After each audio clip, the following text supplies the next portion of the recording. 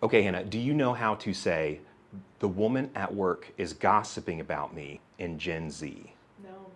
Well, Duolingo will tell you how. This is how you say it. That female at work be spilling that tea about your boy. So are you ready for some real tea? Ja, trink den milkshake van BMW. Confused? That's a surprise tool that can help us later. Hey, I'm Q with CarVendee, and I just have a very simple question. So Kia is killing it right now. They woke up and decided violence. It's amazing. What is in the water over there, and how did they do it? Have you looked around? Whenever you see a Kia, you're like, that's a good looking car. I don't recognize the logo. That's a good looking. They make things that don't look like other things, and it has their own sense of flair. For your consideration, I give you exhibits A and B. The Kia EV6 and the Kia K5 GT. Two fantastic, gorgeous looking cars. So generally speaking, Kia has opened themselves up to some of the best of the European influences. I mean, look at the K5 for a second. Does it look familiar? Does it? Is that you, Alfa Romeo 159? I think it is.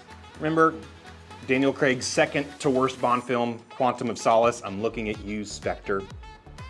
The bad guys, they're driving around, they've got the submachine guns. Those were Alfa Romeo 159s, probably one of the prettiest cars to be seen in the last 20 years. Now, look at the Kia. See that? You take away the little teardrop tattoo from the edge of the headlight, it looks just like an Alfa Romeo 159. But what's really behind the Kia Renaissance? Kia van trinkt den milkshake van BMW. Came full circle. Roll that beautiful bean footage. Take, for example, Karim Habib, the former head of design of BMW.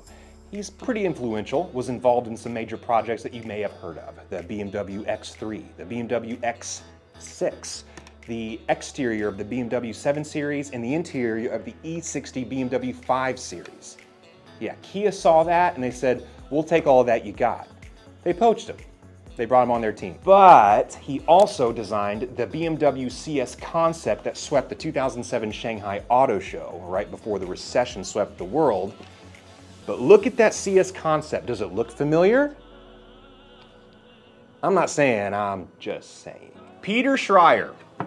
He's the guy that designed the Audi TT, one of the most influential designs to come out of the 20th century. He also only wears Philip Stark eyewear, premium, and only wears black, a la Tom Ford. And yes, I know Volkswagen isn't BMW, but because Germany, same thing. Yeah, well, they abducted him. They made him the chief design officer at Kia in 2006, and he's now one of 3 presidents as of 2012. Or Johan Passon, who designed this. It's the BMW i8. It's one of the prettiest cars ever made. Kia knew they were missing something important from their ether, and so they reached over into Europe and they grabbed it. Look at the collective works of these things. I mean, look at the lines that they offer. Look at the amenities that were packed in. I mean, these have things that would make the Caesars blush, and they're so pleasant. Look at the EV6, for example. They didn't have to give us a shooting brake design. They didn't have to give us lights embedded into the C-pillars that when you open the door, puts an LED soft glow on everything south of your kneecaps. They didn't have to give us wheels that soak up all the real estate in the air inside the wheel arches.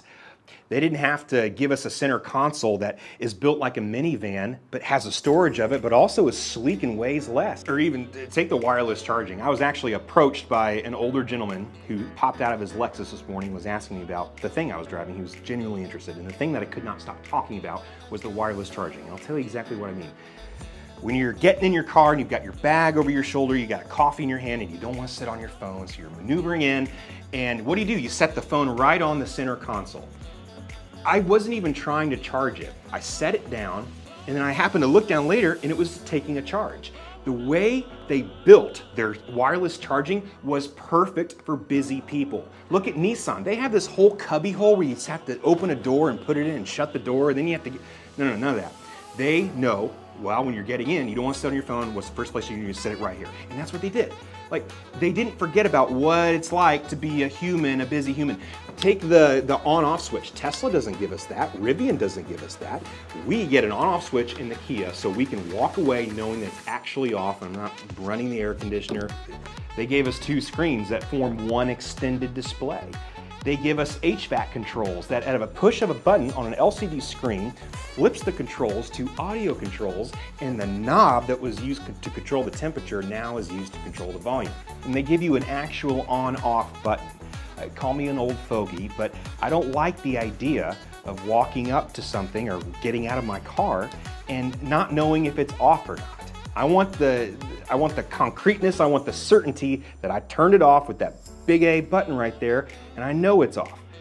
I like being in control when my car is on and off. I don't like being given a card that I have to pull out of my pocket to get in. Kia, they give you a real key. Look what happens when you use the turn signal. See that little porthole that opens up? It's like a little circular window, and you can see what's happening out of your blind spot. I could see so many focus groups thinking, what does the porthole look like? Is it a porthole? Does it need to look like a keyhole? They didn't overthink it. It just looks simple, and it looks fun. It looks spunky even. It doesn't look overthought, all right? And though we're not spending as much time on it, look at the Kia K5 GT. You get real physical toggle switches. You get a nice meaty gear shift. It's all about tactile feedback. So it's not all a bowl of fancy assorted cashews. It's not all a bed of roses. There's some flies in the ointment, right? So the driver assist, it's pretty invasive. It's like going driving with your dad, but you're 30 now and he just has a lot to say, but he doesn't want to ruin the relationship, so he just makes suggestions. Like, maybe you should let that guy over. Maybe you're not staying in your lane.